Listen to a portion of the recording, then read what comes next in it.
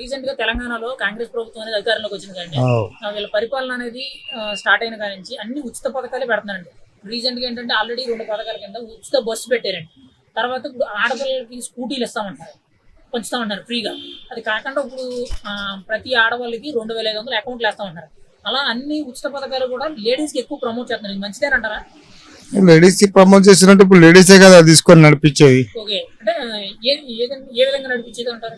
అంటే ఇప్పుడు ఇంటిది మొత్తం లేడీసే కదా, మనం బి కష్టం తీసుకోవచ్చేది లేడీస్ కే కదా. ఓకే, కుటుంబ పోషణ అంతా ఆమె నడిపిస్తుంది లేడీస్ కాబట్టి వాళ్ళ పైన ఫోకస్ చేస్తున్నారు. ఇది మంచిదేనంటారు ఈ ఉచిత పథకాలు కూడా?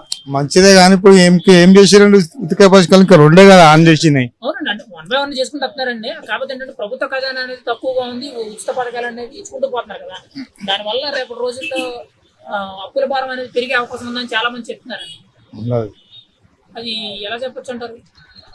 ప్రభుత్వం ఉంది కాబట్టి వాళ్ళని నడిపిస్తారు, వాళ్ళదే కదండి. ఇప్పుడు వాళ్ళు అప్పులు ఉన్నా ఏమున్నా కానీ వాళ్ళంతా వాళ్ళు చేయాలి. ఇప్పుడు వాళ్ళు హామీ ఇచ్చిన 6 గ్యారెంటీలు హామీ ఇచ్చారు కదా.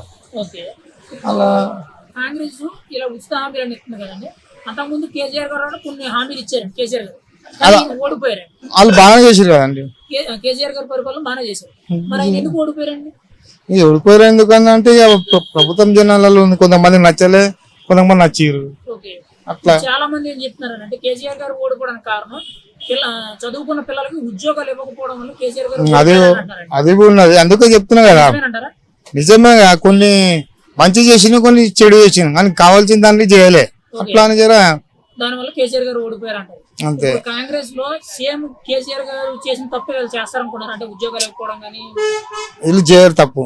ఓకే, వీళ్ళు చేయరంటారా? చేయరు. ఓకే, ఇప్పుడు ఈ కాంగ్రెస్ ప్రభుత్వం అనేది 5 ఏళ్ల పరిపాలన అనేది కరెక్ట్ గా సాగుద్ది అనుకున్నారా మీరైతే? పుడితే నెల అయిందండి. అంటే వీళ్ళు స్టార్టింగ్ ఎక్కేటప్పుడే కొంచెం ఇబ్బందులు ఎదుర్కొన్నారు.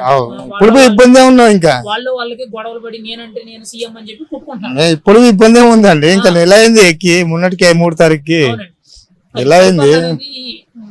ఇంకా చేస్తారనుకుంటున్నారా మీరైతే? ఒక 5 నెలలు పోతే తెలుస్తుంది. 5 నెలలు 6 నెలలు పోతే తెలుస్తుంది.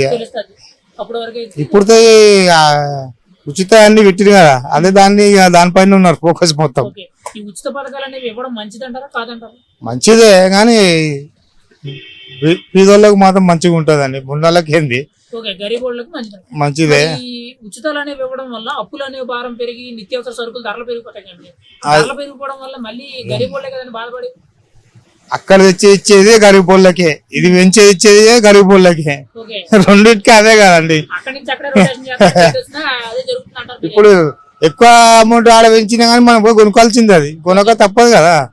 అది కొనుక్కుంటే మళ్ళీ అది గవర్నమెంట్ కి, మళ్ళీ అది గవర్నమెంట్ ఇట్టే చేస్తుంది.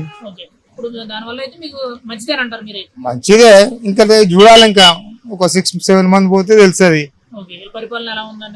తెలుస్తుంది. ఇప్పుడు ఇంకా గ్యాస్ ఇది ఏం చేయలే కదా, ఇంకా గ్యాస్ ఇది ఫస్ట్ అది చేయాలి. ఇంకా పింఛన్ పాపం మళ్ళీ పింఛన్ బి రాలే 2 నెలల నుంచి. వాళ్ళు చాలా బాధపడుతారు కదా, పింఛన్ రాలే అని. ఎలక్షన్ నుంచి రైతు బంధు పడలే, ఇంకా పింఛన్ పడలేదు. చేస్తారండి, ఇంకా టైం కావాలి కదా. రాగానే చేయాలంటే ఇప్పుడు ఏదైనా ఇప్పుడు 4 బండ్లు ఉన్నా కానీ 4 బండ్లు వెయిట్ చేయాలి పడుతుంది. ఒక బండ్ చేసినాక ఇంకో పని చేస్తాను నేను. ఒక్కసారి 4 బండ్లు చేయలేను కదా, అది అంతే ప్రభుత్వంది. టైం ఖచ్చితంగా ఉంటుంది కదా అండి. టైం